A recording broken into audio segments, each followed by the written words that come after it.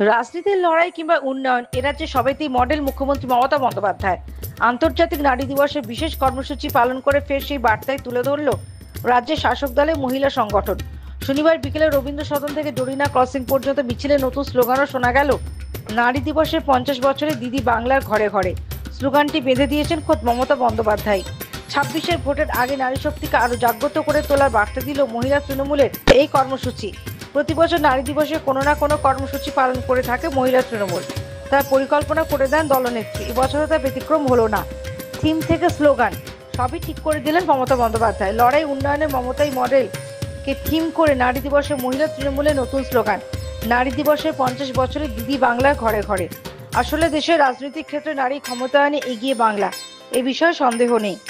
গত 15 বছর ধরে বাংলা শাসন ক্ষমতার রাজ ধরে রেখেছেন একজন লড়াকু মহিলা, যার নাম মমতা বন্দ্যোপাধ্যায়। এছাড়া সংসদে সর্বোচ্চ মহিলা প্রতিনিধি।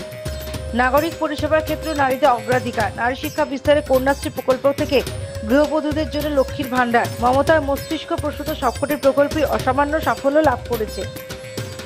26-এর ভোটের আগে সেসব অস্ত্র আরো শান্তিতে জনতার দুয়ারে পৌঁছে দিতে চায় তৃণমূল, আর সেই লক্ষ্যে সর্বাগ্রে থাকছে নারী বাহিনী। শনিবারের মিছিলে দলের সর্বস্তরের মহিলা প্রতিনিধিদের দেখা গেল। বিধায়ক সাংসদরা তো বটেই, মন্ত্রী পুর প্রতিনিধিরাও সামিল হলেন। জেলায় জেলাও একই সময় মিছিলে পা মেলালেন মহিলা তৃণমূল সদস্যরা।